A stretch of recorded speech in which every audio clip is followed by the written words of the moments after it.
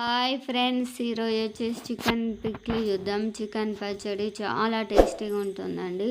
నేను చేసినట్టు ఒకసారి ట్రై చేసి చూడండి.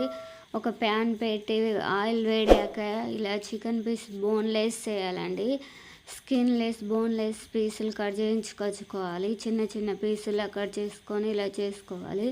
మేము వచ్చేసి కేజీ చికెన్ చేస్తున్నామండి. KG chicken. నా ఛానల్ ఫస్ట్ టైం చూసినట్టయితే సబ్స్క్రైబ్ చేయండి, లైక్ చేయండి, కామెంట్ చేయండి, షేర్ చేయండి, బెల్ ఐకాన్ యాక్టివేట్ చేయండి. ఎప్పుడు వీడియోస్ పెట్టినా మంచి మంచి వీడియోస్ వస్తూ ఉంటాయి. చికెన్ ఇలా ఫ్రై చేసుకోవాలి. గోల్డెన్ కలర్ వచ్చేలాగా బాగా ఫ్రై కావాలండి. ఆయిల్లో బాగా ఫ్రై అయితేనే బాగుంటుంది. చికెన్ పీస్తో ఉడుకుతుంది.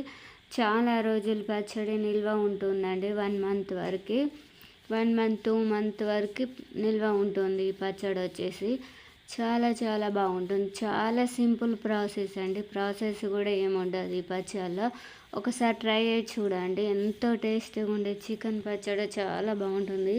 ఇలా బాగా ఫ్రై అయ్యాక ఇప్పుడు వాటర్ తడి లేని గిన్నెలకి తీసుకోవాలి. ఇలా బాగా రెడ్ కలర్లో గోల్డెన్ కలర్ వచ్చాక ఇలా ఫ్రై అయ్యాయి. ఇప్పుడు చూసారా, ఇలా తీసి పక్కకు పెట్టుకోవాలి. ఇప్పుడు అంతా చికెన్ ఫ్రై చేసుకొని పక్కకు పెట్టుకోవాలి.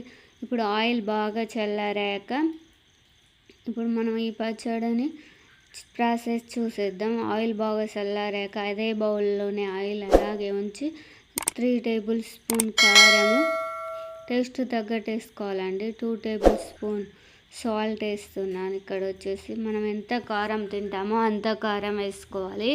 అల్లం మాత్రం ఫ్రెష్దండి. అల్లం వెల్లిపాయలు ఫ్రెష్గా రెడీ చేసుకోవాలి. అల్లం వెల్లి పేస్ట్ ఎక్కువ పడుతుందండి ఈ పిక్లీకి. గ్రేవీ కోసం అల్లం వెల్లి పేస్ట్ ఎక్కువ వేయాలి. ఎక్కువ వేసి బాగా కలుపుకోవాలండి. ఇప్పుడు వచ్చేసి లెమన్ జ్యూస్ ఇంత వేసుకోవాలి. ఒక 5 నిమ్మకాయల పిండి ఇలా జ్యూస్ చేశాను. ఇప్పుడు లెమన్ జ్యూస్ వేసుకున్నాక పీసులు ఇలా కరకరలాడాక వీటిలో వేసి బాగా కలపాలి. బాగా కలుపుకుంటే టేస్ట్ మాత్రం చాలా బాగుంటుంది.